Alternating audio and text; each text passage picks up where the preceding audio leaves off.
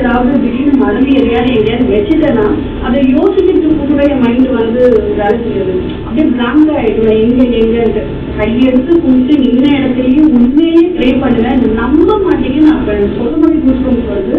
அடுத்த ஒரு 2 minutes 1 minute எனக்கு அந்த பொருள் எனக்கு கையில் இருக்கும். இதை நான் நிறைய பேர்கிட்ட இந்த விஷயத்த நான் ஷேர் பண்ணியிருக்கேன்.